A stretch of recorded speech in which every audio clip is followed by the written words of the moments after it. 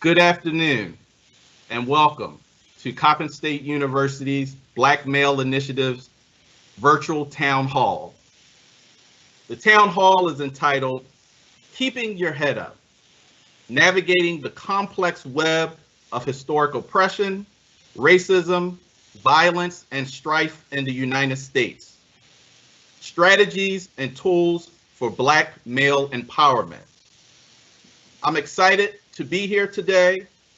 My name is Dr. Johnny Rice II. I'm Assistant Professor of Criminal Justice in the College of Behavioral Social Sciences at the great Coppin State University. Again, I will be your moderator for this exciting virtual town hall discussion. The event purpose. The aim of this event is to provide a forum to discuss the current plight of Black males in light of COVID-19 and social unrest associated with the unfortunate deaths of African Americans at the hands of law enforcement. In terms of learning objectives for this afternoon, we hope that by participating in this virtual town hall, that you'll acquire a better awareness and understanding of the unique situational, social, structural, cultural, as well as systematic factors and challenges that Black males are faced with today. We also hope that you'll be able to make the connection regarding the Black Lives Matter movement with an emphasis on inclusivity. Most importantly, we hope that you come away with strategies as well as a mindset change that's needed to effectively inform, influence, and meet the needs of Black males, not only in our community, but on our campuses this year and moving forward. At this time, I would like to introduce Dr. Freeman, who's going to give some welcoming introductions and greetings.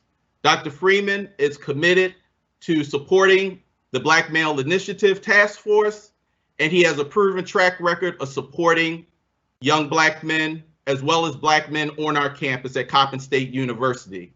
At this time, I would like to introduce Dr. Freeman. Good afternoon.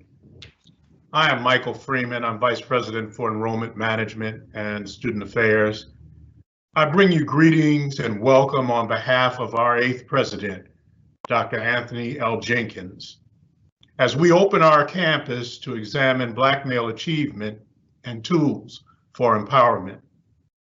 As a historically Black institution of higher education, developing scholars for over 120 years, we continue to embrace our cherished role of addressing salient issues that affect our community. We expect today's town hall will fulfill that mission. Before I leave, I want to give you a quick thought as Black men strive to keep their heads up. It is a portion of a poem penned by DC's first poet laureate. This poem, Strong Men, written in 1932, is critical to this time, written by Sterling Brown, who was a professor at Howard University. And I'm only going to give you a piece of it to think about as we start the town hall. Strong men keep a-coming, keep getting stronger. What from the slums where they have hemmed you? What from the tiny huts they could not keep you? What reaches them, making them ill at ease, fearful? One thing they cannot prohibit, the strong men coming on. The strong men getting stronger. Strong men, stronger. Welcome to Coppin State University and have a wonderful town hall meeting. Good afternoon. Thank you, Dr. Freeman. And again, Dr. Freeman serves as the Vice President of Enrollment and Management and Student Affairs at our university. At this time, I would like to introduce our task force chair. Dr. Bolden, after I present him, will discuss background and provide information to you all regarding what our Black Male Initiative encompasses. And he will also provide some insight regarding the state of Black men. Dr. Earl Sebastian Bolden is a professor and past chair of the Department of Social Work at Coppin State. He also served as a part-time senior lecturer at the Cave Hill campus of the University of the West Indies and as a visiting professor at Addis Ababa University in Ethiopia, where he primarily worked with doctoral students on their dissertation research. Our chair, Dr. Bolden, has over 20 years of experience as a macro practitioner. His research agenda focuses on community and organizational capacity building, university community partnerships, as well as faith-based development and community development and globalization of higher education. He currently serves as an educational mentor to bachelor's, master's, and doctoral level students in the United States, as well as African countries and the Caribbean. And he earned his associate and bachelor's degree from Northwest Nazarene University in Nampa, Ohio, a master's of social work degree from Howard University in Washington, D.C., and a second master's in public health and PhD with an emphasis in social policy and analysis and public health from the University of Pittsburgh. I'd like to introduce to you our chair, Dr. Errol Bolden.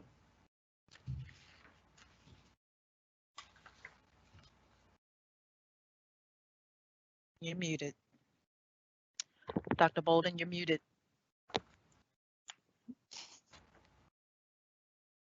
On January the 11th, 2006, Dr. John Hodgins, the chair of social sciences at Coppin State University at that time, convened a campus-wide forum entitled, "Is There a Male Student Crisis at Coppin State University?" The forum was a call to action for Coppin administrators, staff, and faculty to lend their expertise to figure out how to attract, retain, and graduate males from Coppin State University. The forum was undertaken at the suggestion of both the provost and president at that time to address the issue of the low numbers of male students who are retained and graduated from the university. The forum was also held in response to a series of articles circulated to the Coppin faculty. The articles, primarily from the Washington Post, focused on the disappearance of males from the educational setting of high school through college. Several articles focused specifically on the decline in African-American male college graduates. Though the Black Male Initiative has continued to be our primary focus, our mission and vision have evolved to include several external factors that may have a direct and indirect impact on the matriculation of our males, with attention also given to the journey of our females to some degree. As we did in response to the unrest following the death of Freddie Gray, the task force continues to create space for dialogue that leads to focused responses and solutions to challenges not only faced by our students, but the larger community as well. The task force comprises of faculty, staff, administrators, and students who volunteer their time and effort even when they are off contract, as many of us currently are. We do so as a demonstration of good citizenship to the state of Maryland. As we restructure and re-energize our focus, we welcome your support in any way you can. We would welcome a discussion to partner with you whether you are in a university setting or not, to work as a village of concerned citizens to confront the social injustices and violation of human rights and basic decency.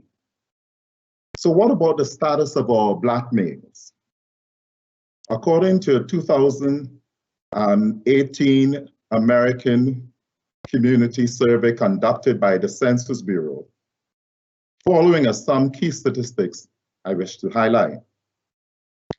By 2018, about 50% of Black men 25 and older had been to college, although just over half, 54% of them actually completed a degree, compared to 60% of all men who attended college, 2/3 of which, 66%, have completed a degree. The biggest disparity between Black men and all men in America is with those who have a bachelor's degree. Only 19% of Black men have a bachelor's degree, compared to 32% of all men. Second is the number of Black men who finished high school but did not pursue higher education, 35% compared to 28% of all men. African American males ages 16 to 64 had a lower participation in the labor force, 69%, compared to all males, 79%. Labor force participation refers to the percentage of men who are either working or looking for work. Males not in the workforce includes those who may be full-time students, disabled, and others who are not looking for or gave up and looking for employment for various reasons. The 37% of African American males who worked full-time all year in 2018 had a median earnings of $30,928 as compared to $41,119 of all men. Of Black men ages 16 to 64 years old, 41% had no earnings. 41% had no earnings in 2018, which was higher than the 30% of all men with no earnings in the same age group. African American males ages 16 to 64 had a lower participation rate in the labor force, 69% as compared to 79% of all males. In 2013, about 6% of working age 18 to 64 Black men were in state or federal prison or in a municipal jail. This was 3 times higher than the 2% of all men in the same age group. I will not say much more about that because some of my colleagues will address that. Even though these statistics may paint a less than desirable picture, a study conducted by the Pew Research Center reported that more Black men experience significant challenges than white men and have higher levels of worry and are harsher in the judgment of Black men. Even so, however, more are focused on achieving success in a career, on living a religious life, and are optimistic about a bright future. This is encouraging, and it is what we seek to build upon. Dr. Rice. Thank you, Dr. Bolden. I appreciate you providing some background to kind of put the issue in context for our viewers. And at this time, it's an honor for me to introduce our distinguished panel. And what I must say is it's always a pleasure to connect and to be able to share wisdom and insight with the broader community when you do it with your Coppin family. And so as you all will notice, our distinguished speakers reflect Coppin State University faculty, Coppin State University staff, and also a distinguished alumnus of Coppin as well. And so I will start with introducing Dr. Lopez Matthews Jr. Dr. Matthews earned his Bachelor's of Art in History from Coppin State University in 2004, a master's degree in Public History in 2006, and a PhD in U.S. History from Howard University in 2009. Currently, he is the manager of the Digital Production Center, Moreland Spingarn at the Howard University Library's Moreland Spingarn Research Center. He is also adjunct faculty in the Department of History in the History program at Coppin State and the Department of History and Government at Bowie State University. He is chair of the Publications Committee for the Association for the Study of African American Life and History, a commissioner on the Maryland Commission on African American History and Culture, and a member of the Board of Directors of the Reginald F. Lewis Museum of Maryland African American History. He is the author of several books, including Howard University World Wars and Men and Women Serving the Nation. Our next distinguished faculty is Dr. Drewery, Dr. Malcolm Drewery. He's currently an assistant professor of sociology at Coppin. He received his PhD in sociology with a specialization in race, gender, and social justice and social stratification from American University in Washington, D.C. He has a master's in sociology from the University of North Carolina at Chapel Hill. And he also has a master's of science in family studies from the University of Maryland at College Park. Dr. Drewery did undergraduate work at the University of Maryland, majoring in criminal justice. He has expertise in areas of gentrification, stratification, inequality, health disparities amongst minority populations and race, class and gender issues in sports. Welcome, Dr. Drewery. Next, we have Mr. Christopher Thomas. Mr. Thomas serves as the Assistant Director of the Center for Counseling and Student Development at our university. He performs brief therapy sessions, case management, training, and educational outreach to Coppin University community. As a psychotherapist, he's committed to learning and professional growth. He's also an active member of the Higher Education Case Manager Association and the American College Counseling Association. He maintains a psychotherapy private practice where he treats adolescents, adults, and couples. He's also an active member of the psychotherapy community as a fellow and faculty member of the International Psychotherapy Institute. And lastly, he's organized local and national conferences on various topics and case presented as a discussant on issues related to slavery, Black boys, and trauma. Welcome, Mr. Thomas. And last but not least, Mr. Joshua Thomas. He received his bachelor's degree in applied psychology from Coppin State University in the spring of 2020. In 2016, he was awarded the Maxie Collier Scholarship. This scholarship helps educate and recruit more African-American professionals in the realm of behavioral health. He also served as the president of the university's Muslim Student Association in 2019 until his graduation. Joshua will be entering the School of Social Work at the University of Maryland in Baltimore in the fall, and he was elected to join the SUDIF Fellowship Program, where his concentration will be working with individuals with substance use disorders. His commitment and passion for a career in behavioral health services is paramount, and he looks forward to his opportunity to serve individuals of his community. So I would like to take a moment again to thank our distinguished panel.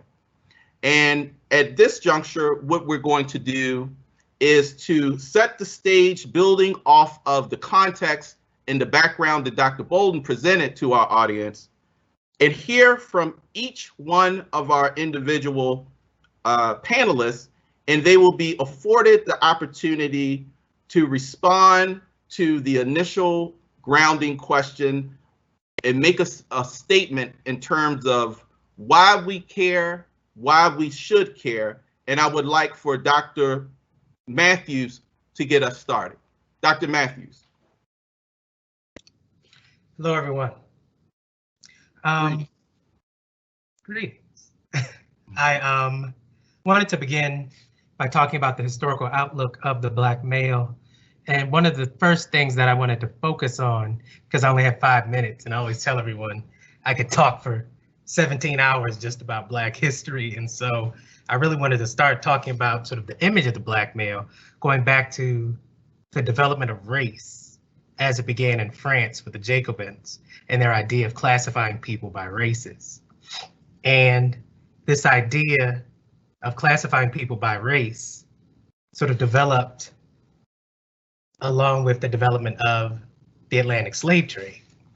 And as this developed in the United States, just to bring it to the United States, you have this idea of Black people being placed into a stereotype of being savages so that they could be enslaved. And to justify the mistreatment of Black people, they had to dehumanize them. And of course, this included Black men and women and children.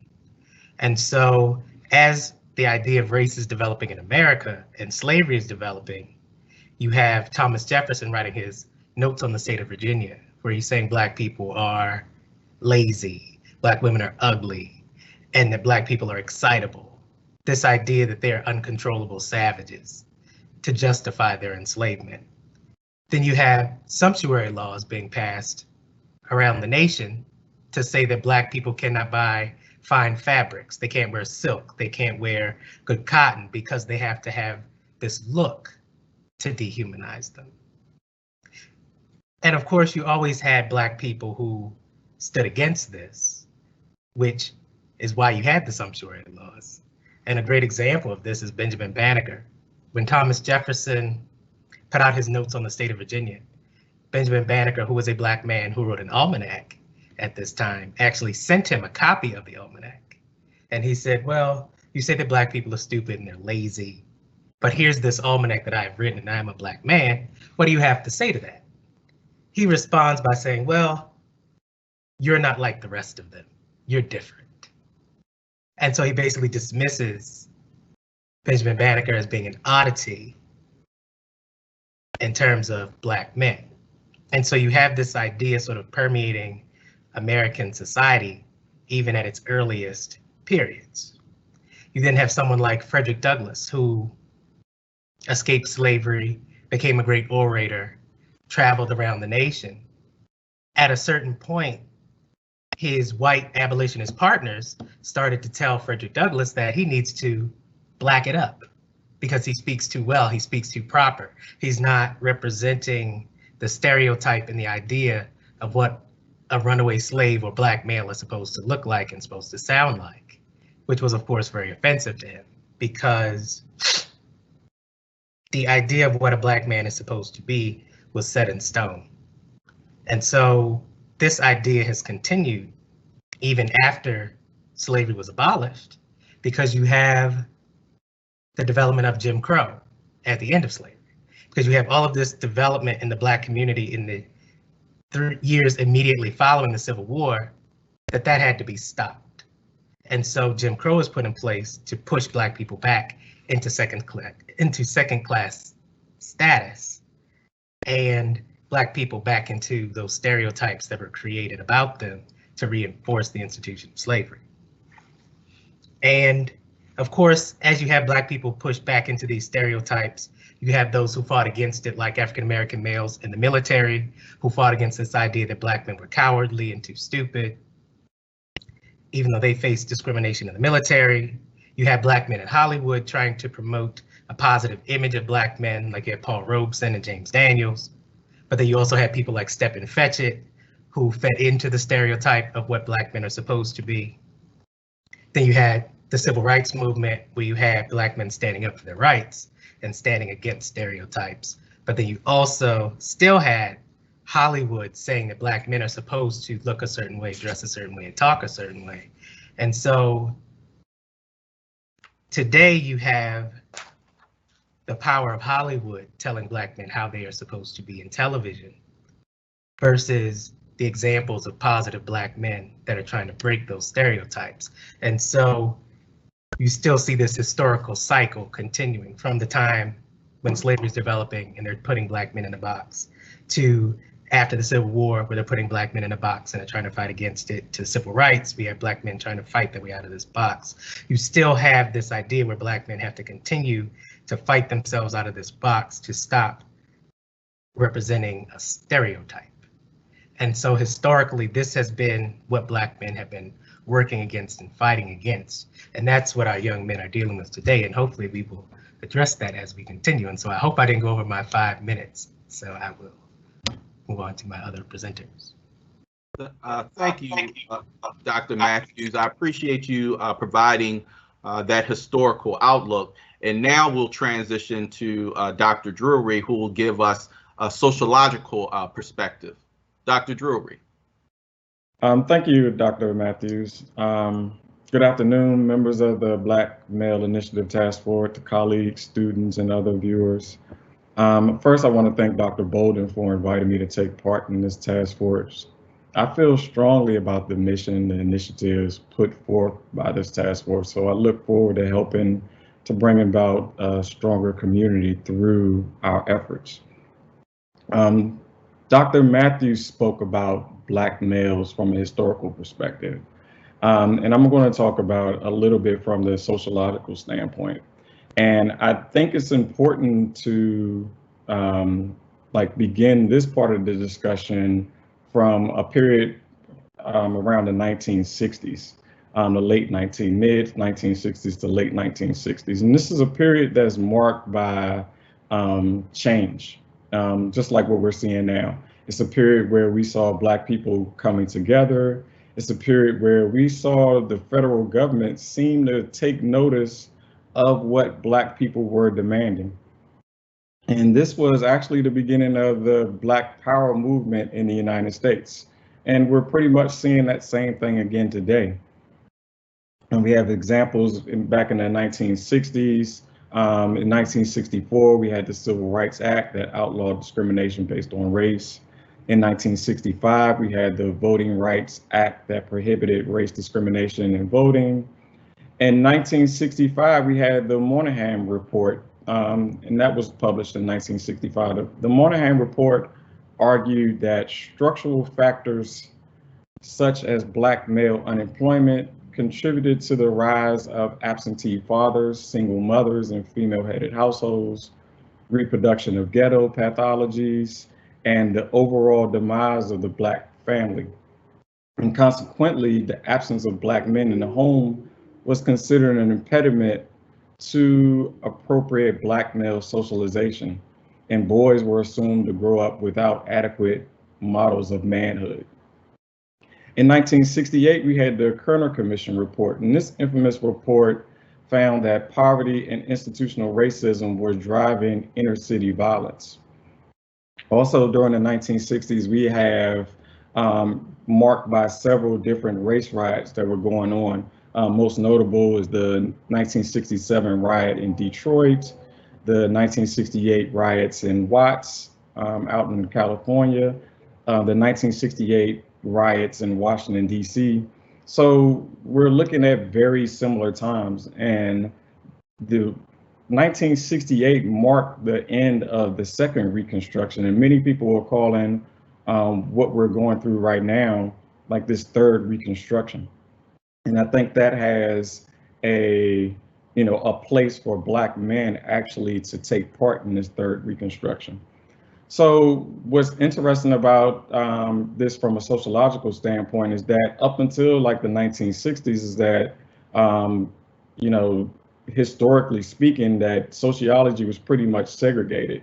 You had one black side and you had one white side. And so during this time, we rarely acknowledged the black social thinkers during that time period or before that time period, but we start to recognize who those black social thinkers were. Scholars like W.E.B. Du Bois, E. Franklin Frazier, and Patricia Hill Collins, Ida Wells Barnett, black sociologists from the Chicago School, and other black social pioneers. So we saw and started recognizing the work that they were actually doing. And during this time, these black scholars were discussing, what was actually going on in the United States, considering the black family, black males, and what we see now in this matriarchal society. So we see the introduction of black social thought, black feminist thought. And so part of what we want to talk about here today is, the research, on how black men were able to adapt in society despite wading through the multiple social barriers and structures that were in their way. I mean, and Dr. Bolden pointed some of these things out, looking at the labor market, we as black men are the least hired, we're the first to be laid off. We experience higher unemployment rates, how we experience vast income and wealth inequalities compared to our white male counterparts, regardless of what class standing we're in. How we're treated exceedingly different in the judicial system, where we're arrested and convicted at higher rates and experience harsher sentences than white males for the same offense. We know what these structural barriers are, and we know them well. And because they've been researched, we've seen them in the media, and all these barriers are considered to be many times of our own construction. We're blamed for the barriers that are, before black men, and we know that's not true. So with this town hall today, I hope we can start the discussion to help finding some of the answers and the solutions that we see, going on. None of the problems will be solved today, and hopefully we'll be able to use the collective knowledge and resources to begin the process, of changing the narrative. And we hear that a lot, but we do have to change that narrative. So this is one town hall discussion of many that have been taking place across the country on similar topics. But in order for us to make the change that we are looking for, we must approach these issues collectively. And so today we're reaching out to the Coppin community, but moving forward, we hope to reach out, to other avenues. Thank you.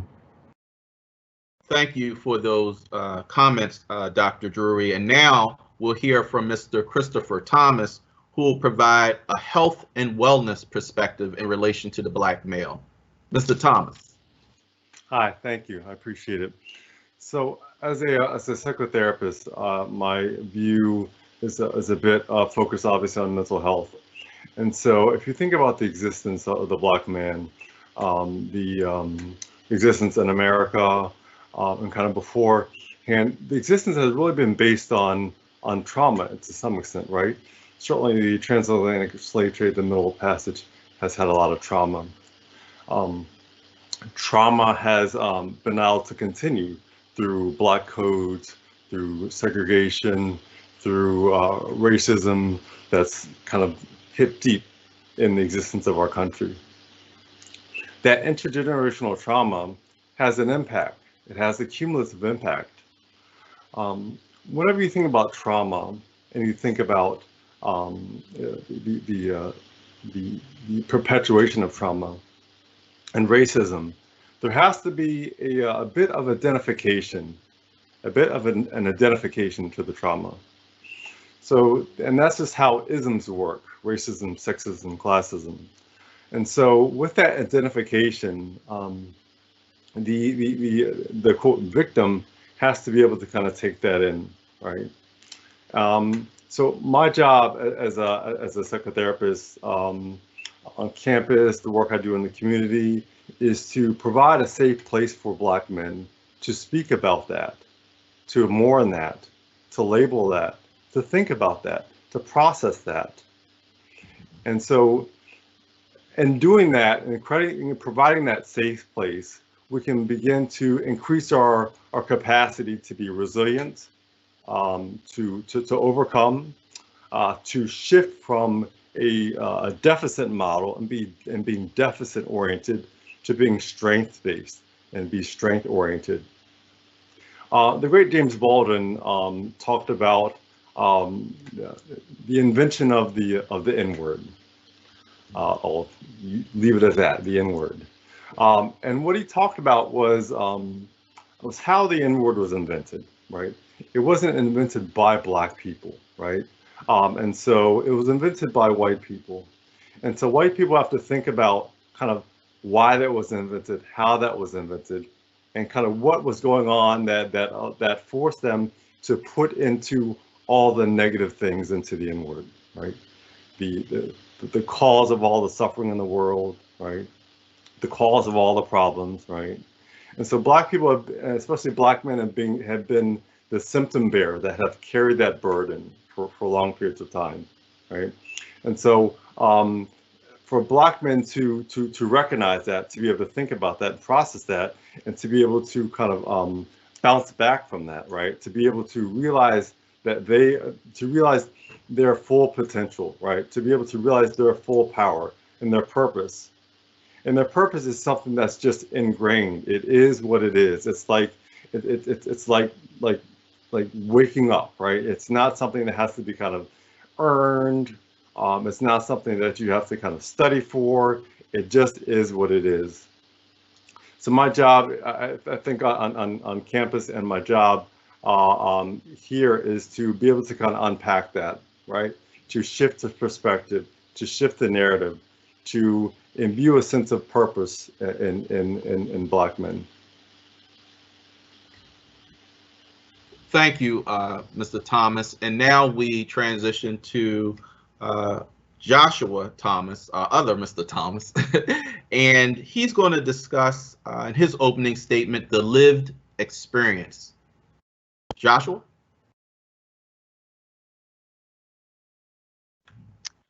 Joshua, you're muted.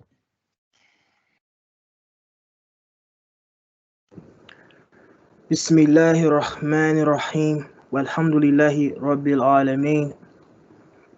I start in the name of God, the most merciful, the entirely merciful, followed by thanking him, the ruler of all that is in existence. I want to acknowledge how grateful I am here today to be here, to think that my fellow panelists and my former professors thought that I could bring some type of benefit to such a weighty discussion.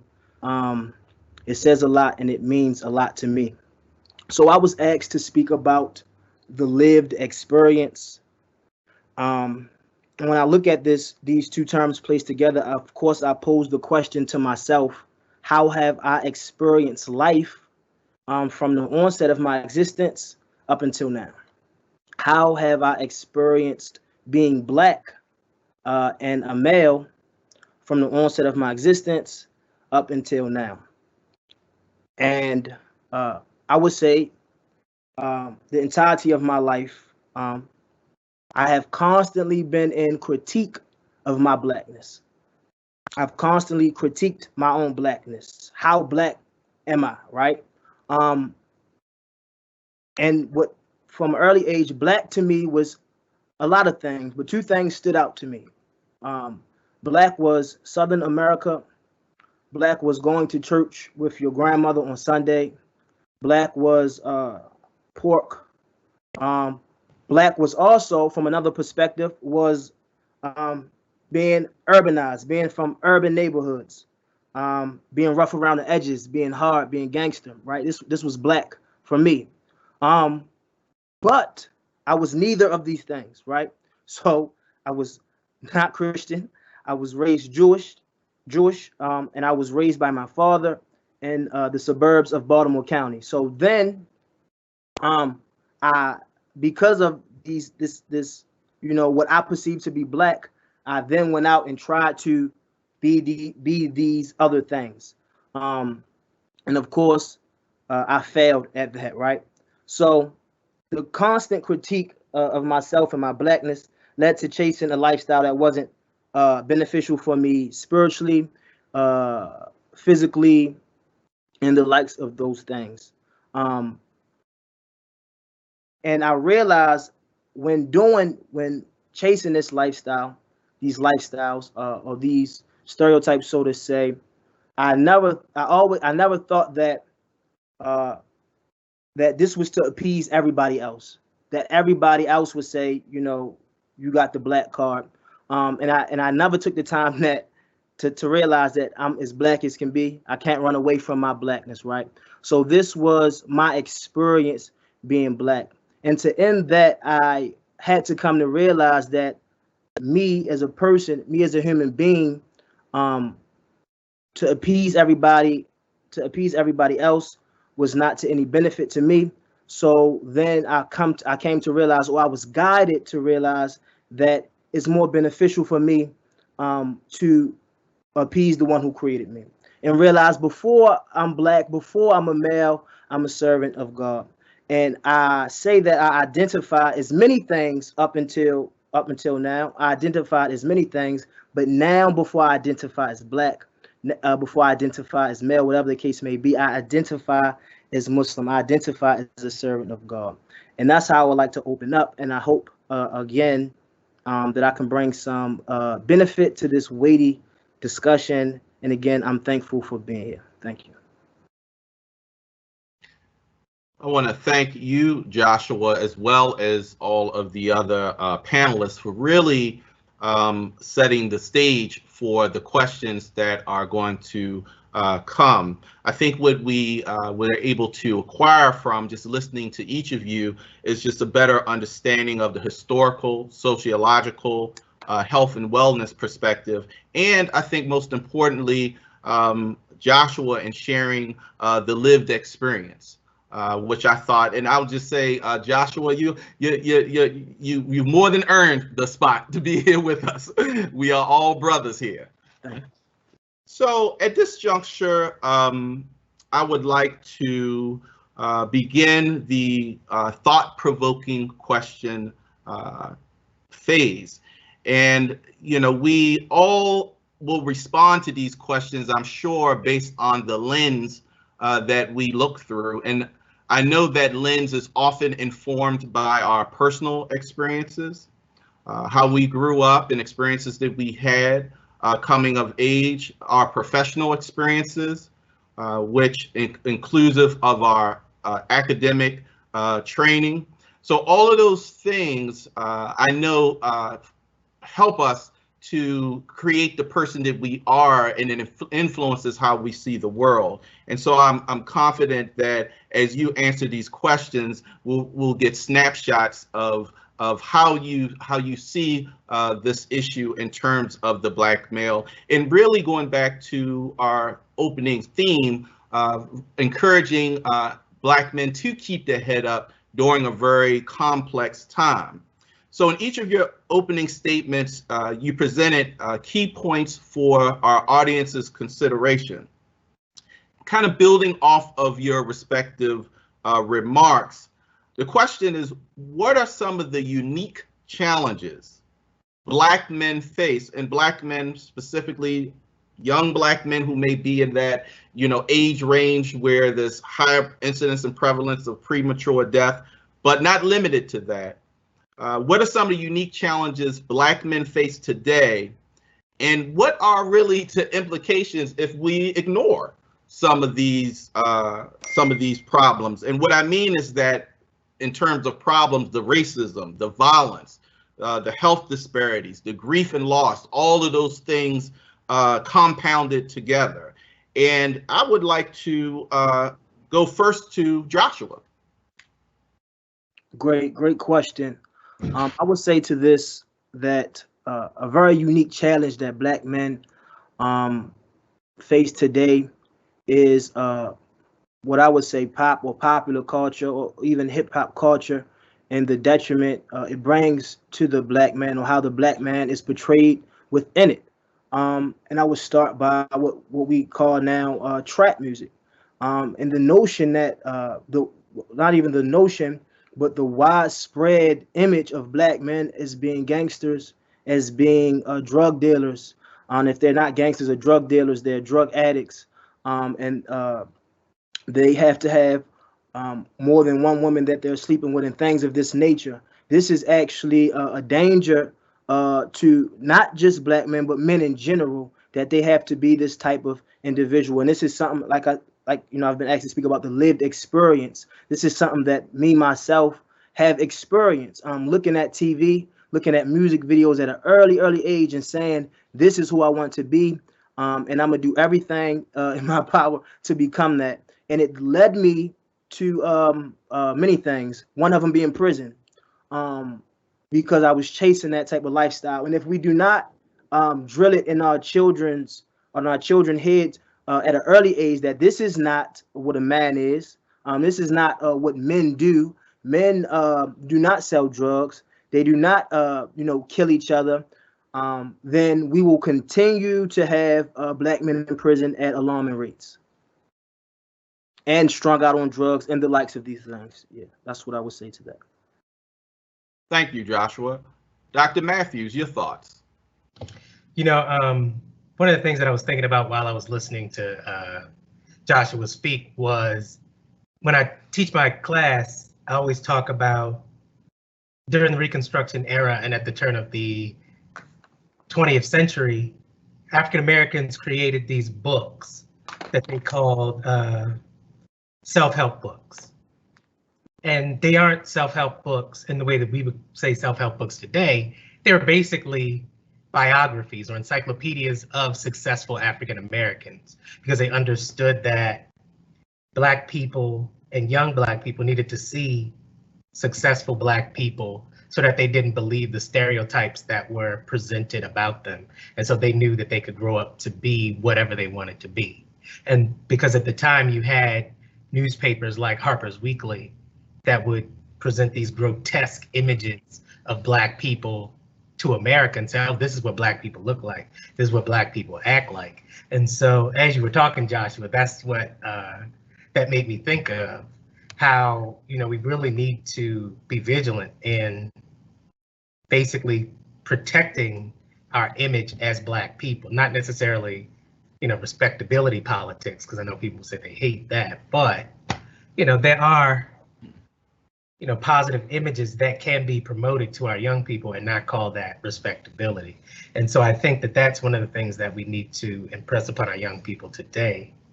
And I also think that one of the things that will go to our detriment if we don't address these issues today is that we will continue to repeat this cycle of explosions and of protests, because I also like to mention that we've been protesting since the 1700s as America developed. Black people have always been protesting for equality and for equity and to be recognized. And so we have these flare-ups every few years, every couple of decades, of Black people saying we're tired of mistreatment. And so that's something that we really need to address today, sort of making young people understand their value and letting them know that they don't have to live to these stereotypes. So that's my thought to that. Thank you. Dr. Drewery?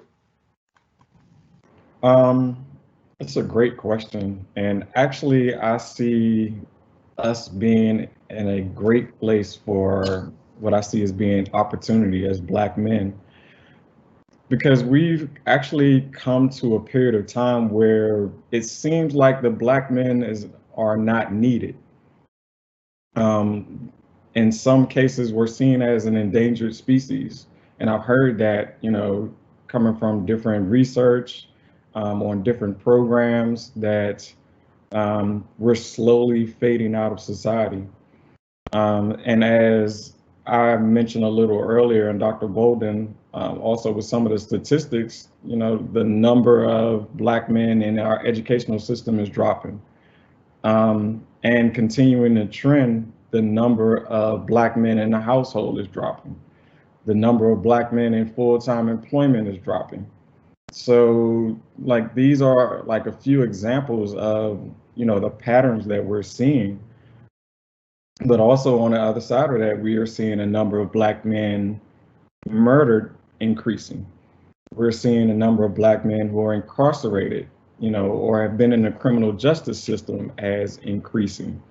So, like, the implications of this is our extinction. And unless we make some type of change, that's the direction that we're going. And I think this is a great opportunity for us to make those changes. And I remember back in like I think it was 95, where we had the Million Man March. And we had, Black men come together, to talk about the issues that we see going on in society and what we could do to make changes, to the patterns that, I just spoke about. And we need to go back to the promises that we made to each other. We need to go back to, the things that we identified as being problems in our communities, and, stepping forward. And this is not to say that the issues and problems are on us, as I said before, but we do have to play a part in, in what we're doing. And this is, as the question posed says, this is a very unique challenge that we have to, take upon ourselves to actually do something about. Thank you, Dr. Drewery. Christopher? Hi, yeah, I appreciate the question very much. So thank you for the opportunity to address it. So I think there's a couple kind of unique challenges for Black men in the society. One, I think the challenge is to be able to get good at compartmentalizing, right? Compartmentalizing difficult thoughts and feelings, right? For some, it's compartmentalizing anger. For others, it may be compartmentalizing kind of confusion, or compartmentalizing other things. But being able to kind of compartmentalize that and still succeed, still accomplish in spite of, I think is a real kind of unique skill for Black men to kind of get good at. The other, I think, is being able to kind of understand and to kind of separate kind of projections that Black men receive, right? Black men receive projections as the symptom bearers, of all that's wrong, as the cause of their own misfortune, So being able to kind of separate that and kind of realize kind of their part, right, which is not the cause of their misfortune. And again, to be able to succeed in spite of, I think is also important. And three, to kind of make strengths out of deficits, right? There are lots of strengths, I think, that Black men have that are kind of overlooked, I think. Whether it's resilience or something else, being able to kind of focus on that and feed that, right? Because whichever side you feed is the side it's going to grow. It's the strength side, the overcoming side, or the deficit side, or the, what have you. So being able to kind of divide, compartmentalize, and focus, I think, are real kind of unique skills that Black men, and challenges that Black men have to overcome. And in terms of implications, I think the implication is that people begin to kind of identify with that. So I think people begin to act in a way, think in a way that kind of balances out the projections, right? And so, because the mind likes balance, right? Like when things are out of balance is very, very stressful. So being able to be able to separate, to kind of know your worth, like I spoke about in the first question, is important. So those are the implications, and those implications, I think, are for individuals and families. So if you look at the impact on the Black family, on the head of household, on the marriage, there are tons of implications that will continue if we're not able to kind of, conquer these challenges. Thank you, Christopher. And I would say many in society who are concerned about these issues also reflect some of the sentiment of the Black Lives Matter movement. In reading some of what they believe statement, they note that the organization, it says that they're committed to struggling together and to imagining and creating a world free of anti-Blackness, where every Black person has the social, economic, and political power to thrive. And it sounds as though it's going to be very difficult for Black men in particular to be able to advance and survive and thrive if indeed we don't take these implications seriously. The next question that I have, and you all touched on it a little, somewhat in your initial statements, and I think also during part of this question, the last question, was the issue around myths and stereotypes. You know, and we often hear that when we hear people talk about the Black man and the African American male. So I want to ask you all to consider this. What are some of the myths and stereotypes that are harmful to Black men? And how are these stereotypes and myths perpetuated? You know, not just from this broad societal standpoint, but how is it perpetuated in our homes? How is it perpetuated in our schools, our workplace, our communities? Dr. Drewery, can you start us off? What are your thoughts about that? These myths and stereotypes that many would argue have been long-standing and are harmful, have been harmful. Thank you for that question.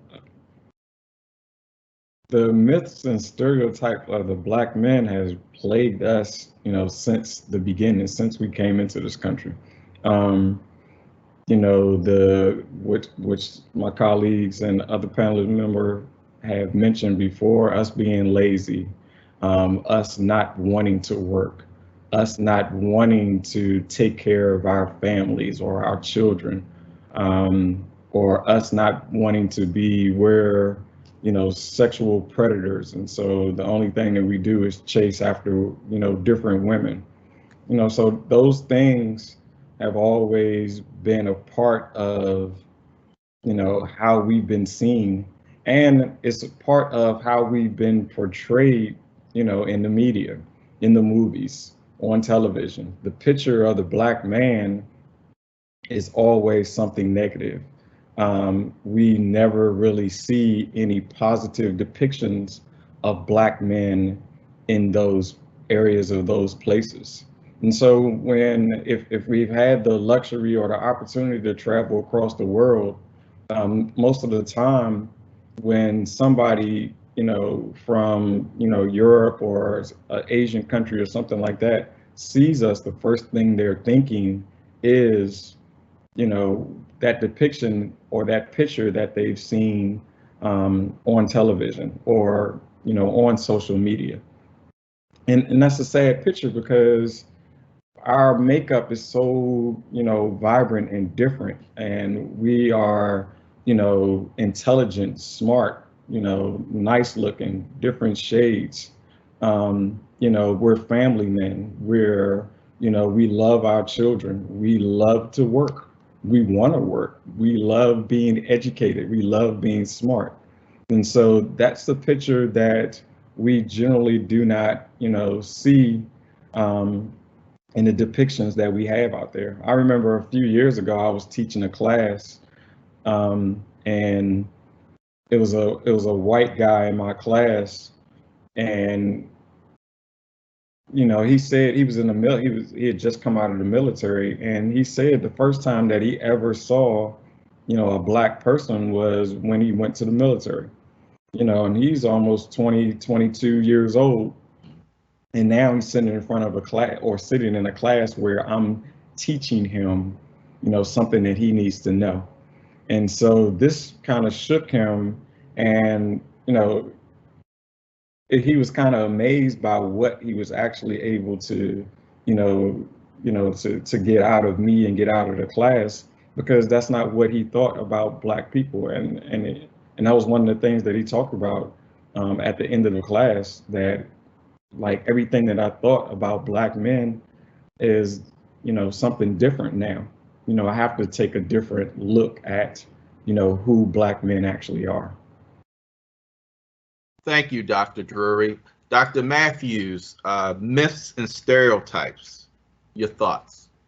So, as I was thinking about this, one of the myths that stuck out to me was that the idea that there's really only one Black experience, that Black people are, there's a story that a cousin told me once. She said that she went to an event and a person said that they were so happy to see that she was successful coming out of the hood. And she got to look weird at the person because she said, I didn't grow up in the hood. I've never lived in the hood a day in my life. But the assumption was that because she was Black, she grew up in the hood. And that's an assumption that a lot of Black men face. The idea that the authentic Black male experience is that you grew up in the ghetto and that you know, lived a hard scrabble, hard knock life. And if you haven't lived that, then you don't have an authentic Black experience. And so then that encourages our young Black men to try to mimic that lifestyle because they believe that that is what they're supposed to be, because that's what's reinforced to them on Twitter and Instagram and on television. And most of them don't watch television, but mostly Instagram and Twitter and social media, that this is what Black men are supposed to be, and this is what Black men are supposed to act like and think like and talk like. And so that's one of the major myths that I see, that, you know, there is only one Black experience. And this idea that Black people are mythical, that we're some kind of special creature that didn't develop like other human beings. We can't react like other human beings react to certain things. Like, oh, Black people are just this. Oh, Black people are just that. And those are the type of stereotypes that are negative and harmful because they lock you in a box. And so I think that that's one of the things that we need to fight against today. These ideas that you have to fit what the media and what social media says you have to be as a Black male and as a young Black male. Because that's what's feeding into our young people. That's what goes into how they're treated in schools, because the assumption is that they don't know and that they aren't smart and they aren't intelligent. You know, one person mentioned to me, they said that one of the benefits of white supremacy that Black people don't get is the benefit of the doubt. You know, people don't assume that you're innocent. They assume that you're guilty until proven innocent. They assume that Black men don't know until they prove that they do know. They don't get the benefit of the doubt of, oh, you do know. And then they find out you don't know and they're like, oh, you don't know. Or you're hired for a job and they assume that you were a diversity hire, not that you were the best qualified person for the job because you were Black. And so those are the types of dangerous stereotypes that are out there that affect us on a daily basis in an unconscious and in an insidious way. And so those are just two of the ones that I wanted to bring up just in this conversation. Thank you, Dr. Matthews. And so I'm just still along the lines of myths and stereotypes, but I want to kind of take a kind of shift and start off asking Christopher. So in understanding that there are these myths and stereotypes, as our panel has highlighted, is it young Black men's or older Black men's responsibility to change the negative worldview, or is it society's task to do better? Yeah, I appreciate the question. This is a great question. I'm not sure if we so in speaking of and picking up upon the last comment about kind of boxes, I'm not sure if we need to paint it in that sort of box. Like you have to choose between A or B. That's it, you know. So I would kind of give a different sort of answer, you know, and say both, I guess. So what we know is that whatever myth or stereotype that's projected onto people that surrounds people, that exists in all corners of society. Well, what we know is that as that stuff is learned, we know that that what's learned can be unlearned, right? It can. And so what I choose to focus on is to focus on the counter, on the counter. So there is no magical Negro.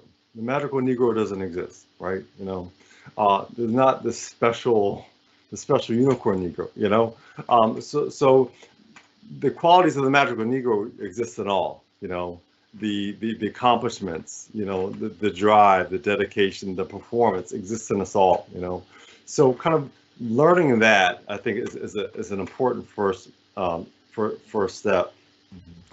So I would also respond to your question by talking about the sense of agency, the sense of power that we have to counter these ever-present myths and stereotypes. You know, so as everything that's learned can be unlearned, right, and we can counter these sorts of things. You know, we can do so in small ways. So it may be an individual, right? An individual interpersonal two-person relationship. You know, it may be in a bigger group, right? It may be a class. It may be you know, in other sorts of ways. It may be getting involved politically, right? From a bigger kind of point of view. You know, but these things all really start small as we're talking about countering myths and stereotypes. So it could be certainly an individual, a person, right? An individual Black man to present something different, to be seen different by society, and therefore treated different by society, right? You know, it could also be from a bigger kind of a point of view, right? From a policy kind of point of view, right? That's going to treat the Black man differently. So I think it goes in both directions. So I would answer the question as it's both, and it goes in both directions. Thank you, Christopher. Joshua, your thoughts? Great. So I like Mr. Thomas. I also believe it can be both. It can be an individual obligation and also a communal obligation. And of course, from the individualistic perspective, the individual have to say, I'm not going to feed into the stereotype and try to make that presentation different than that stereotype. I think the communal obligation comes from within the households, the parents, and how they actually feed into the stereotype as well. For example, like the example I gave about music and things like that, when are we going to start to monitor these things? Even if we don't agree to it as parents, we allow for our kids to indulge in these type of things. Next thing you know, they grow up and they get into this and they get into that. Another example can be sports. Why do we think as Black fathers that our sons have to play basketball? He has to play, you know, football and things of that nature. And then we even may have the inclination he may not be good at it, right? But then we put him in football, we put him in basketball anyway, and he doesn't succeed, right? And then now he has this, you know, this complex where as though he feels like he failed at something, right? Because you forced this stereotype that my son has to play ball and things of that nature. So from the communal obligation, I would look at it, you know, within the household and say that we have to start there to try to, you know, to reverse the stereotypes.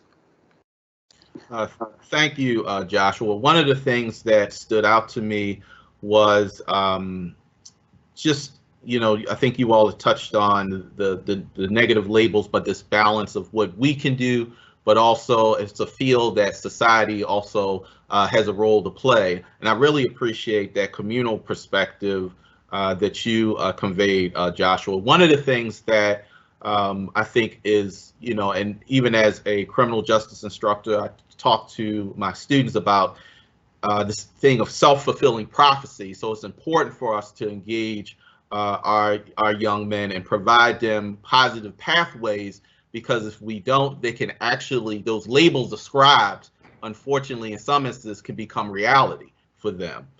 The other point I just wanted to note was, in this makes me think about Dr. Drewery, and he noted some of those reports in the periods during the 1960s. And there was this feel of father absence and fathers outside of the home.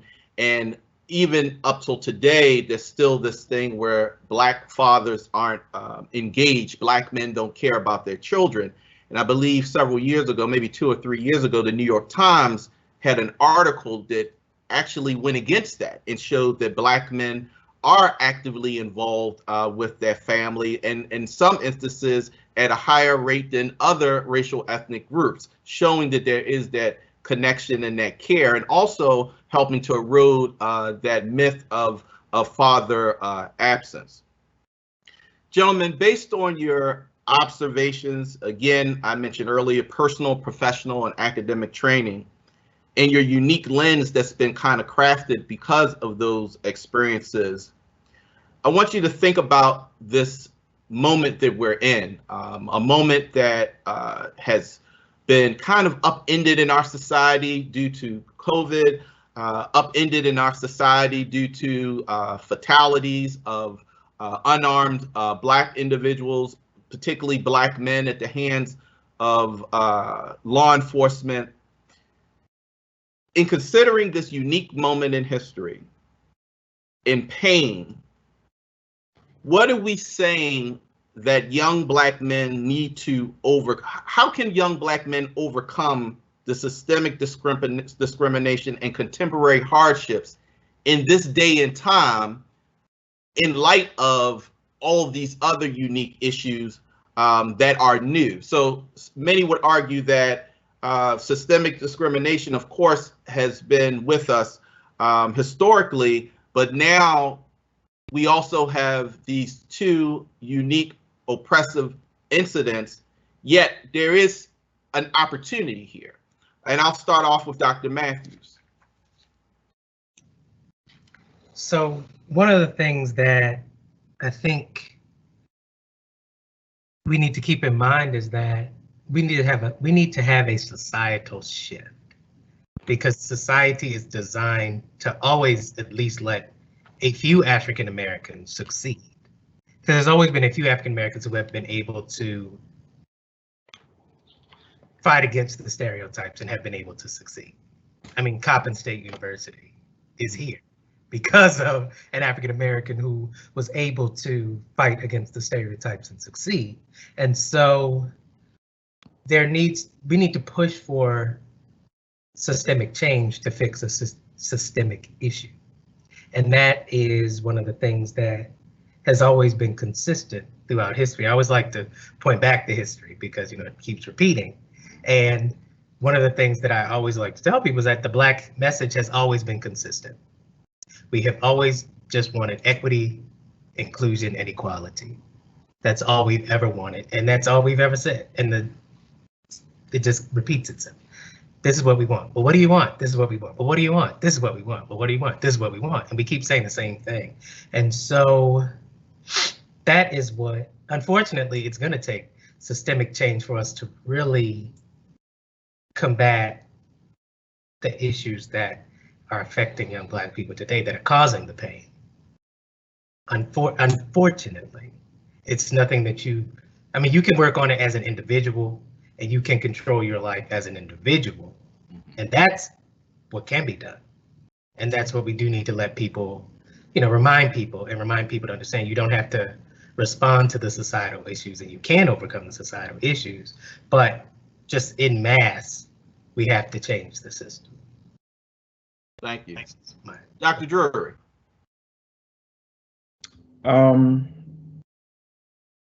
For, I guess, all its good intentions, there are real limits to what can be accomplished, through, some of these self-help strategies and initiatives put forth by Black males.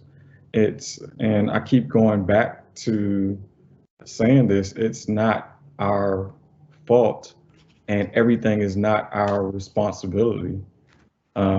So the prospect of uplifting Black communities through, the efforts of Black men is really inspiring, and it may play a part in the efforts to revitalize some, urban areas in different places. But given the structural nature of the problems, facing Black people in the United States, like it's unrealistic to think that hard work alone is going to bring about this change. And, as Dr. Matthews just said, like we keep asking, or saying what we want and not, necessarily getting back what we need. So we can't place it on, on young Black men to take the full load. There are structural barriers in place that are keeping us from, getting to the places that we need to be. And we need to do something that's actually going to, break down those barriers or take away those structures in order to make some type of change. So, I mean, we do need to organize. We need to start organizing like every Black community, for education and economic development. We need to set up some community governing bodies, across the nation, and every Black organization should, transform into those and develop some type of wealth development organization. So, I mean, until we accumulate that type of, structure of our own, that wealth that we need, establishing, some type of net capital gains that will actually give us power, a lot of the things that we want to do and we're trying to do is going to be difficult. Thank you, Dr. Drewery. So Christopher, your perspective on this. So yeah, so I think about change and kind of what leads to change, and it's difficult to think about sometimes. I mean, so we're at this point in time, which is new, but it's not really new. I mean, Black people getting killed by the police. I mean, I hate to, but it's like, what else is new? Like, honestly, what else is new? So it's new, but it's not new. Maybe some what seem like performative kind of statements from corporations seem like performative. Maybe they're not performance-based, but they seem performative. Maybe that's new. So a statement on the webpage from the CEO, that may be new. Okay. But it's new, but it's not new. So I understand that things don't change because things aren't going well. I mean, that's not enough of a reason to change. Things don't change, because of that alone. To some degree, it's for whatever reason, a complex reason, it's kind of okay for things to be a little unequal, a little messed up for some.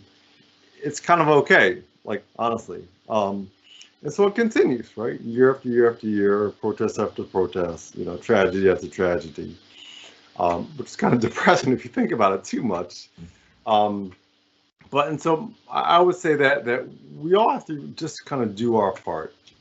So is the individual, Black man? Is it society? Is it, I don't know, but if we all just kind of agree to do our part in our realm of influence, it's our relationship, it's our family, it's our school, it's our community, it's our university, it's our government organization, wherever it is. We just have to kind of, I think, agree to do our part and answer the question. So it's like, what can you do? What can you do to move the needle? And I think we all have something that we can do to move the needle. So I think we just have to do that in some sort of way to really make a substantial, substantive difference. I mean, societal change is huge, it seems overwhelming, but I do know that it happens. I've seen societal change, I mean, we've all seen societal change, in lots of different areas, whether it be, civil rights, or whether it be equality, or whether it be, technical kind of things. We have seen societal change. So we know what happens. We know it does happen. So we just have to kind of do our part to move the needle forward in a less performance way and in a more kind of substantive way. Thank you, Christopher. And Joshua, I'm curious to hear what you think about this.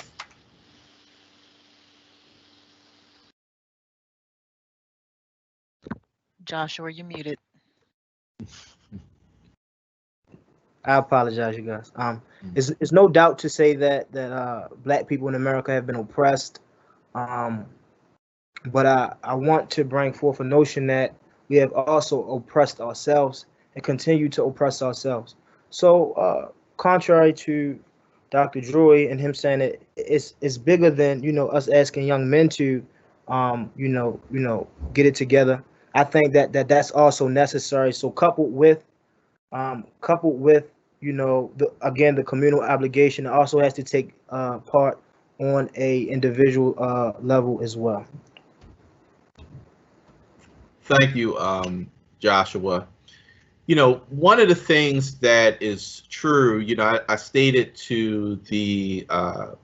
at the beginning of our dialogue about all of our connections to Coppin, and Coppin is a historically Black college and university, and being at Coppin, being connected to Coppin brings the opportunity to grow academically, to grow professionally, and we are a part, and you'll hear people say, the Coppin family.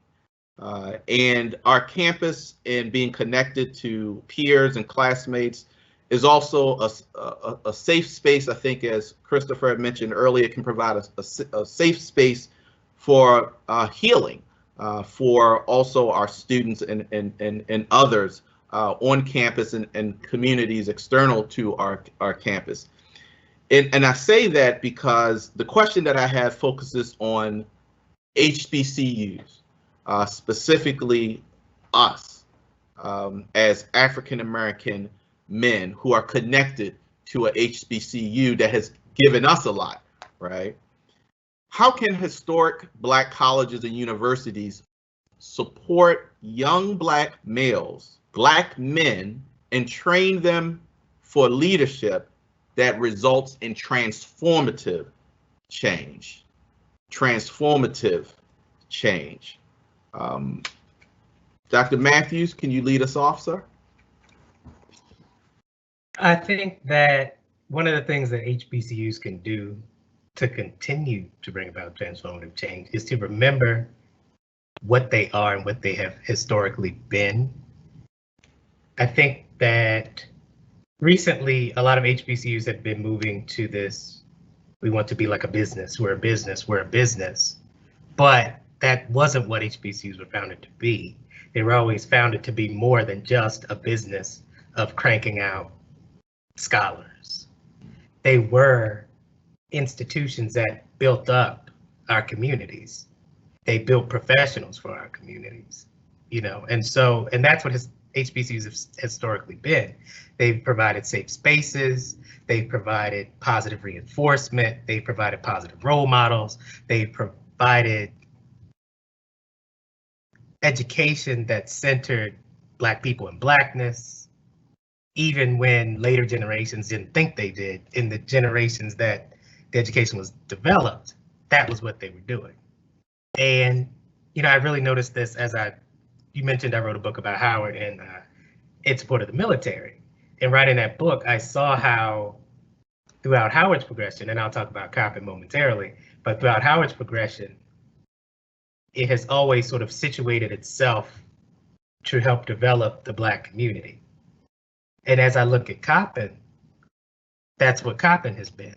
Coppin has historically been an institution that has provided a way for students, and Coppin has been attacked for that quite often, because in providing that opportunity to people who normally wouldn't get that opportunity, it hurts your graduation numbers, because sometimes these people will not finish.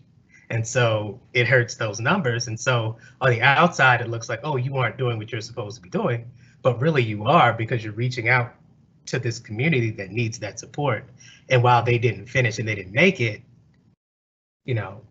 that's unfortunate, but you gave them the chance. And I'll just mention me. When I first came to Coppin, I had zero confidence, barely spoke above a whisper, but with the investment of the professors at Coppin, like Larry Martin and others, here I am on this panel today, written 5 books, articles, presenting all over the place. That was on television a couple weeks ago. But if you had said that when I first came to Coppin, no one would have believed it, because I was just I'm just here, you know, and that's what HBCUs do. They support you, they develop you, and that's what they need to continue to do. And they need to continue to value that and not just turn towards what other schools are doing and just value business, business, business, the dollar, the dollar, the dollar. So that's just my 2 cents. I just want to thank you, Dr. Matthews, and I appreciate you sharing some of your background, because I'm sure there are people who are listening, and even some young people young Black men who may be wondering, is college for me? And do I have what it takes to be able to be successful?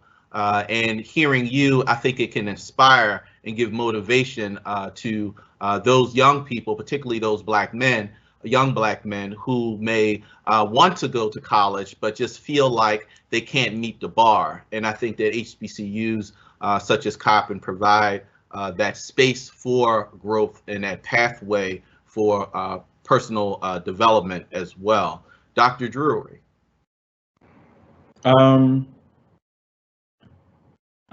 When I was thinking about this question, actually at both PWIs, predominantly white institution, and at HBCUs, we're seeing a low academic persistence rate of Black males. So it's not like the PWIs are doing anything better than the HBCUs. So I'm always, more than ever, give the HBCU a chance. To me, the HBCU is a learning ground, for how to be a leader in the Black community. And I think this is an excellent place for Black men to be. I would love to see a resurgence of Black males at HBCUs, and not selecting or choosing to go to a PWI. I think the focus has gotten lost over the last few decades. But I still see HBCUs as being the best institution to help our young men. And when I say that being lost over the last few decades, prior to me being at Coppin State University, I was at Wiley College in Texas. And I remember looking at all the old pictures of people who attended the college on the wall, and, going to class. Everybody had on a shirt and tie. Everybody looked like, everybody looked like they were dressed for, Sunday activities or something like that. And at HBCUs are the institution that taught Black men how to be Black men, and to go out into the world and in the Black community and use that knowledge to bring up the rest of the community. Going back to Du Bois and his talented 10th theory, this is what he was talking about. Using the HBCU as that leadership ground to teach everybody else or to help the rest of the community. That has changed, of course, since we're so spread out in different places. But what I see, like I said, HBCUs are the best places for Black males. And what does that look like at an HBCU? How can a HBCU help Black males? Well, when I think about it, it's establishing meaningful mentorship relationships with Black males, keeping Black males engaged in activities, whether they're scholarly, civic, or participating in social activities. So the bottom line is, support from your peers, from the faculty, from the role models who are there at these HBCUs to help, increase Black males' propensity to learn and stay at these universities, these colleges or universities, to keep them there until their completion. And that's what we want to see. And I think that the HBCU is the best place for that. Thank you. And Joshua, it'd be interesting to hear your thoughts and perspective.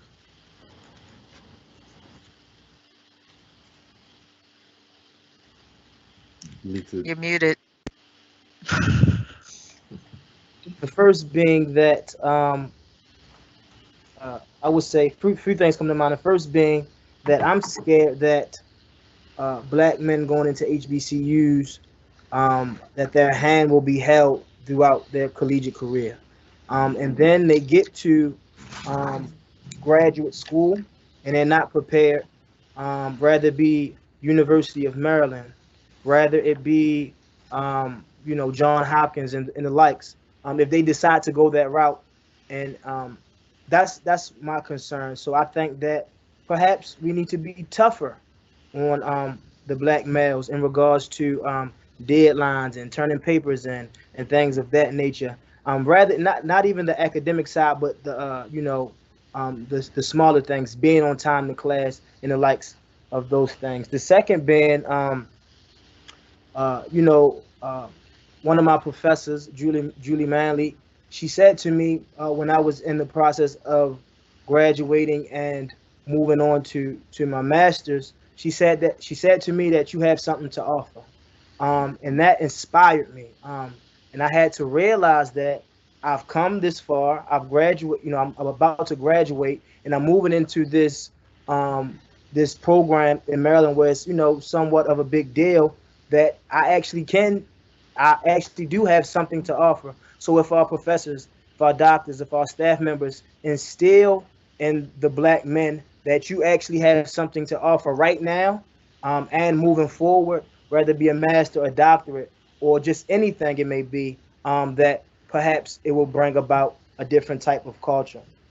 Another thing is, in regards to HBCUs, that we, in school in general, that we should not just equate education with making money, but rather we should start to equate education with being a better person, with being a better thinker, and things of that nature. Thank you, Joshua. And I have a specific question for Christopher. Health and well-being is important to maintain in light of the current circumstances. We talked about COVID. We talked about the social unrest that's happening, not just here in our region, but really across the country and across the globe.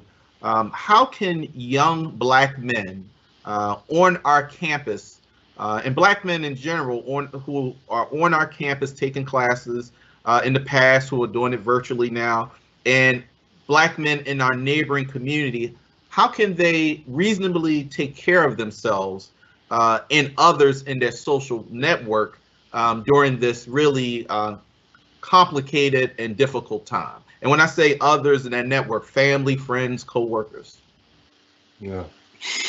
Yeah, so self-care is really important. I mean, people talk about that a lot and mention the word, but it's something that we really should kind of pay attention to and take seriously. We know about trauma, which I kind of mentioned earlier. We also know about like stress. I mean, and stress accumulates, right? And there's a certain momentum, right? And by itself, momentum is kind of neutral. It either goes up or it goes down. It depends on which way you kind of point it. But in terms of stress and that sort of momentum, it has this kind of cumulative impact, right? And so first, I think like normalizing the help-seeking process, number one, like asking for help, like, hey, I need a little help over here. I think normalizing that as a huge start. I think black men have, in some respect, received a message that's actually pretty harmful to them.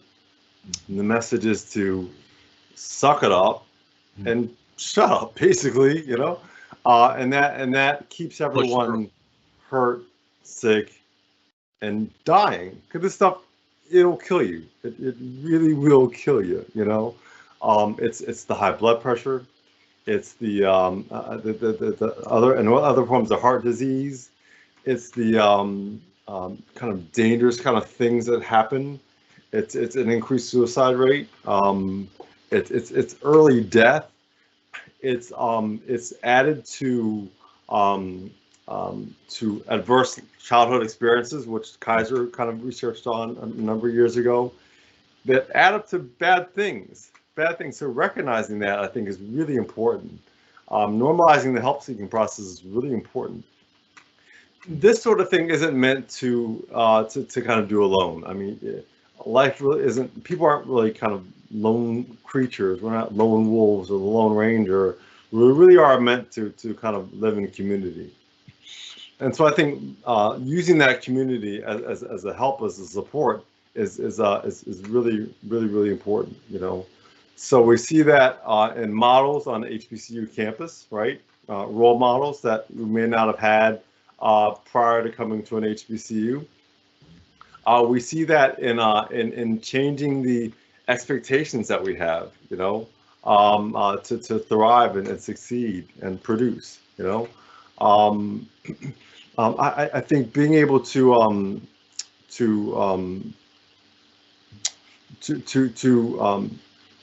find a place, a space, to develop a strategy to like wusa, I think is important, you know. After we ask for help and being able to kind of wusa, right? Having a strategy, a plan that's very real, that can be measured, you know. So whether that's, you know, whether it doesn't have to be, you know, therapy. If it is, that's great, but it doesn't have to be. It can be, you know, music. It can be exercise. It can be journaling. It can be lots of things. But finding that space, that place that kind of works for you, that's custom made for you, I think is important, because this stuff is something to take seriously, and oftentimes I'm afraid to say that we don't take it as seriously as we should, and there are dire consequences for that. So yeah. Well, Christopher, I want to thank you for those comments, because, you know, we have, I mean, stress, anxiety, anger, depression, they're not new to the Black male experience. But then today, you know, particularly when we're looking at the potential, when you hear people talking about the, you know, the economic downturn, and there's a lot of fear, you know, and anxiety about what's coming next. And I think that it's important that we hear from individuals such as yourself, so people know how to do self-care and think about the importance of that, but also not to lose hope. Right. Again, with this theme of you know, we wanting to our men to keep their heads up, to be able to tap into resiliency, and then be able to also plug into us if they don't have the strength, but to tap into their brothers and sisters who also are available to them in this village that we're talking about. Yeah. Can I just say one other thing, just to kind of highlight, just real quickly? I apologize for the change in structure, but so oftentimes when we're overwhelmed, it's hard to kind of think. The mind just doesn't really think very well when we're overwhelmed, right? It just doesn't work that well. And so being able to kind of to pivot, right, to moving from fight, flight, or flees, which is like the hardwired kind of response in terms of stress. So shifting from that towards like pausing, reflecting, and labeling, I think is important. When we're able to do that, we can kind of unpack it and get our hands around it, on what's happening, and then we can begin to access the thinking part of our brains, and then be able to do something. Breaking things down in the small kind of bite-sized pieces is so important. You know, when things are overwhelmed, when everything's happening at the same time, when everything's a level 10 priority, who can operate like that? No one can operate like that if everything's a level 10, right? But being able to attack it in small bite-sized pieces, being able to think about, okay, like, what do I need to remember, like right now in this moment? And then, okay, now what do I need to do right now in this moment? Breaking into bite-sized pieces doesn't solve all the problems instantly. There's no 3 magic steps, you know, but it does make a difference. It does create momentum, which is ultimately helpful. Thank you, Christopher. And I just want to say, well, I want to, really thank the panel as we've kind of went through some of our thought-provoking questions. And I just want to take a pause to let our viewers know that they can share any resources, because we've talked about some ideas and communal resources. We've talked about individual strategies that can be carried out, but please feel free also, if you represent an organization, be it local or national, that can be in support of Black men, feel free to put that information, I believe, in our Q&A space, so that we can also compile that list and share with others. We have questions that we received from many of you during registration, and we also have some time for those. We may have some time to get in 1 or 2 questions from individuals who are watching today. So I'm going to put these questions out, and whichever panelist feels comfortable answering it, please feel free to do so. And again, I want to thank our registrants, people who register, who shared some particular questions with us. So one question is this: the most effective grassroots movements in modern times have been initiated and sustained by the efforts of Black women. Do you agree that Black women push Black culture and advancements forward? Who would like to respond to that? I'll take it. Dr. Matthews, I was going to say, you have a great, your smile was getting bigger, so I was going to come to you either way. Dr. Matthews. I say that because I talk about that as I teach my class. When I teach African American History Part 2, I always sort of infuse more stories of Black women into the class, because Black women have been pivotal to moving the race forward, from starting the Montgomery bus boycott to supporting our churches, which have been our most prominent institution, even though that's kind of waned here lately. But Black women have really been the backbone. I give a presentation called Black Women, the Backbone of the Civil Rights Movement. And they really have been the backbone of, the community. And that's because that sort of, and this isn't, to sound sexist, and I hope it doesn't sound sexist, but that has been the role that women have traditionally been placed in, the role of focusing on the family. And so that has been historically been the way that women have been able to practice political activism and to be in the public sphere, is to link what they're talking about to the family. And so as they're out talking about issues that affect women, they're like, well, if it affects women, it affects the family. And so I'm supporting our community by focusing on the family. And so that is how Black women sort of have always come to the forefront. One of my mentors and professors, Elizabeth Clark Lewis, wrote a book, and I can't believe it, just Living In, Living Out, talking about Black washerwomen and how these women supported the community through their work. And so that, even though, the focus of this conversation isn't necessarily Black women have definitely been sort of the backbone of civil rights movement and supporting our community, even to sometimes their detriment, because they broke in the women's rights movement. They broke with white activists because they attacked when Black men got the right to vote under the 15th Amendment.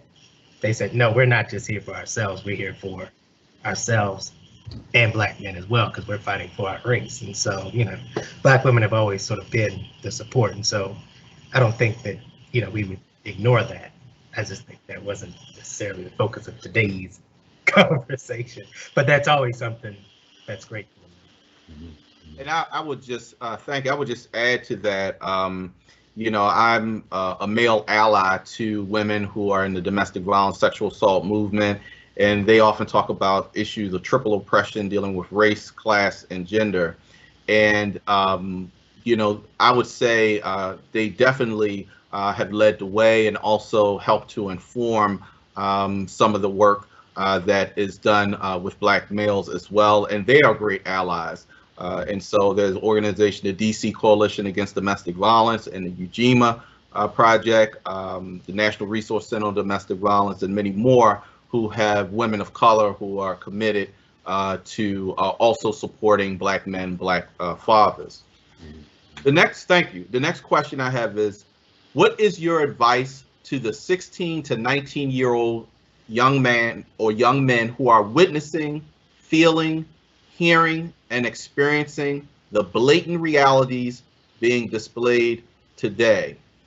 Many of them take what they see happening daily very, very seriously.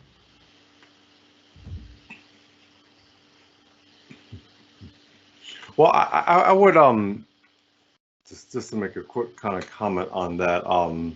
It is very serious. It is very serious. So it makes sense to take it seriously. I would find the time to unpack it. I would recognize it for what it is, label it for what it is. There's no magic. It's not going to disappear, right?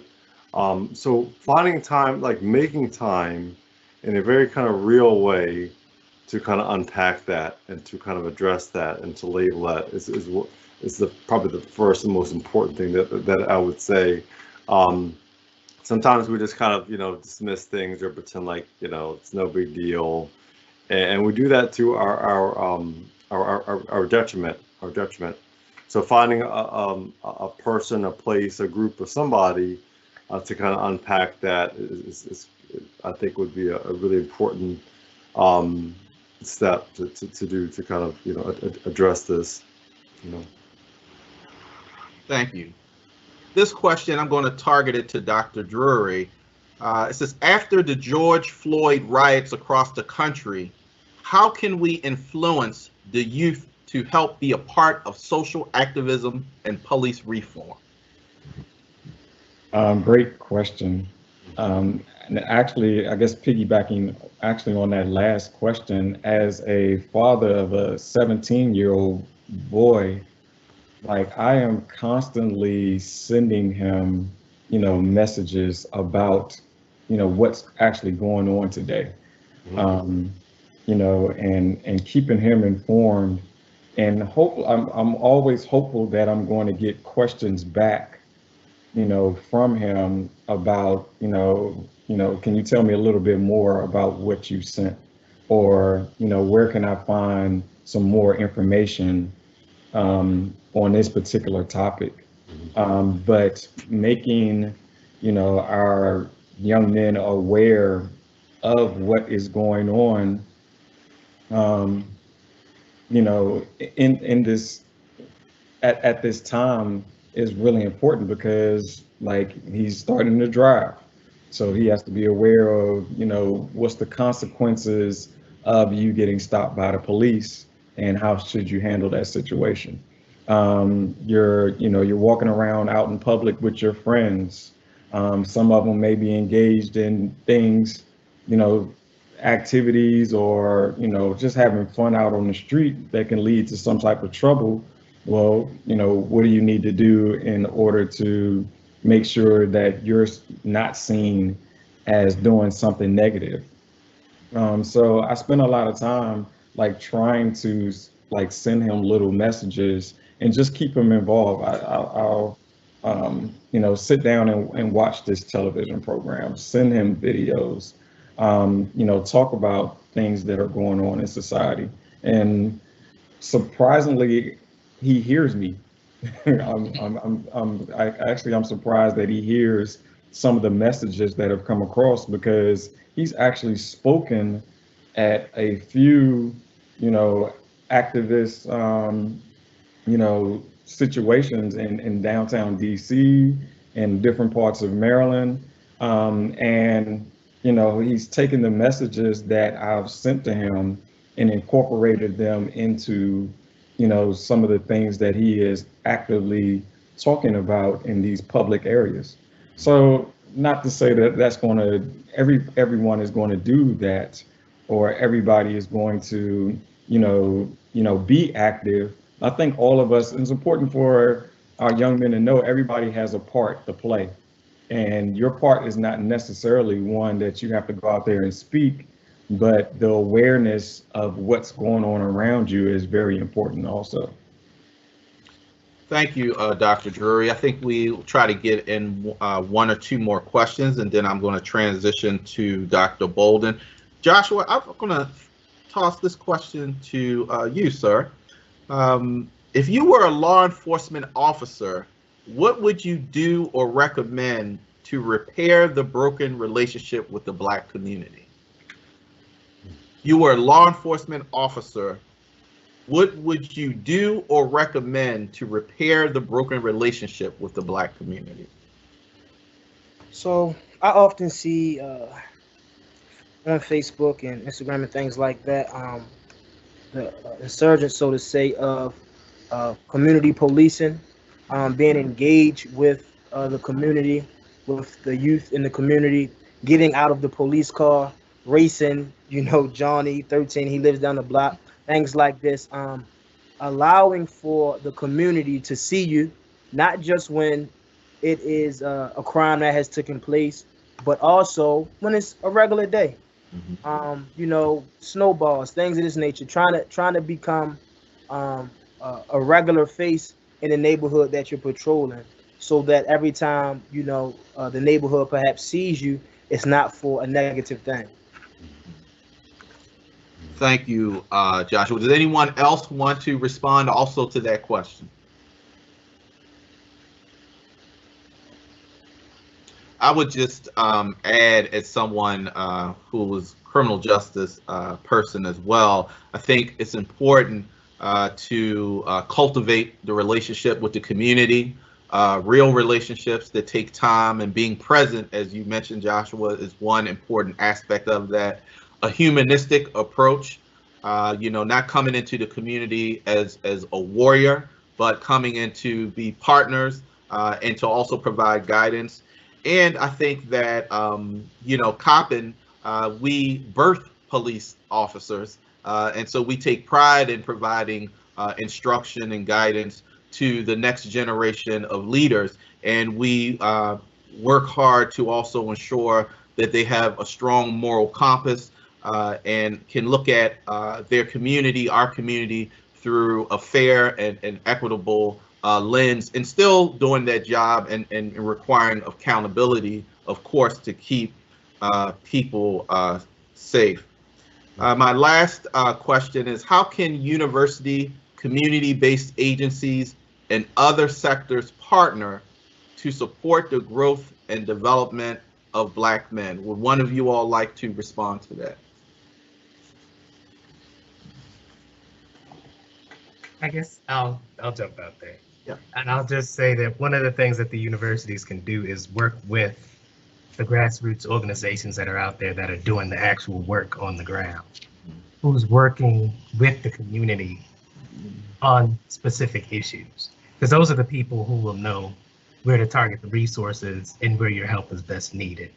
And not sort of go in and say, okay, we're coming in here and this is what you need to do.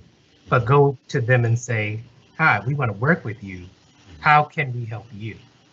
And then actually listen to them and sort of not go in as kind of the Black savior, but go as a helping hand. So that's what I'm.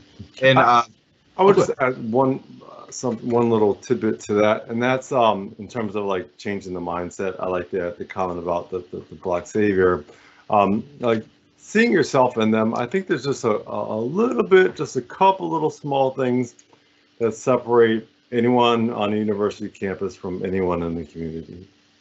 Change just a couple little tiny things, and you know, and people can switch places real easily, you know.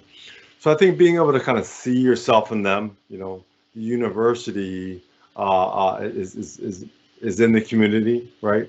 Not as the Black savior, as was said earlier, but just as a real partner, you know, to kind of sit alongside and kind of think and not come in there with all the answers, and you just need to do what I say, and I just need to convince you why I'm right. You know, it's not about that, but so that changing that mindset, I think, is. And I just want to add, you know, when I think locally of people and nationally who have been doing great work, we have David Miller, who's a youth expert who has a Dare to Be King curriculum, working with young mentors and working with young Black boys.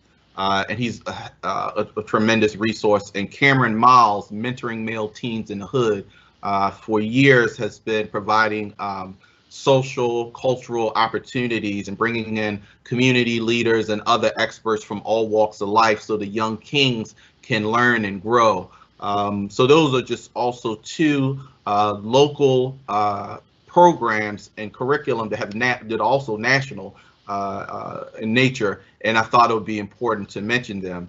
I want to thank you all for your respective comments, and as we move towards our close, I'm going to transition to our chair, Dr. Bolden, to give any final reflective statements and the charge moving forward. Dr. Bolden.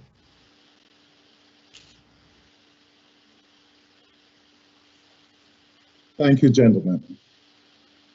As we continue to grow the conversation regarding the enhancement of the achievements of Black males, our charge can be captured in a quadrant that first compels us to ensure that we remain relevant to those who look to us for guidance and those whom we are seeking to engage. Our relevance should not only be to the mission of the university, but by extension, the larger community in which we reside.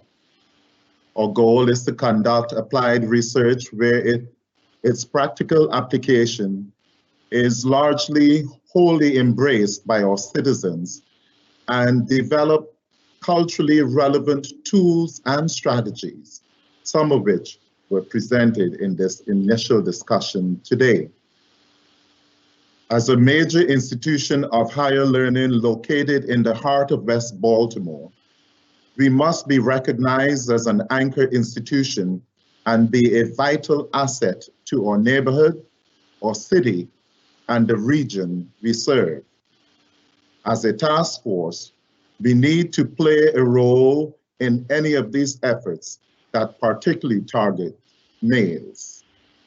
Just as an anchor institution demands that we are relevant, it also demands that we be accessible, which is the second point in the quadrant. We cannot be confined to or be unreachable in our quote-unquote ivory towers, which by their very nature can be intimidating to some outside of the walls of the academy. Our presence must be invited and valued, and we should also demand a seat at the table in full partnership with all stakeholders. As we've begun to do in part today, we must also create safe and brave spaces to elevate those we serve. The third point in the quadrant is our responsiveness. We must be responsive to the unmet needs of those who validate our existence. This begins with a clear understanding of what those needs are, not only based on published research, but practice wisdom and listening to the voices of those often unheard. We are called upon to engage in finding better solutions in our pursuit of what is just and fair. We must participate in the healing from the trauma that has been the experience of many in our community for far too long. As we advocate for needed change, our critical analyses must take into account effective communication with all stakeholders. The fourth point in my quadrant is being willing to evolve. Life is dynamic, and we must allow ourselves to evolve in response to changing times and practice wisdom.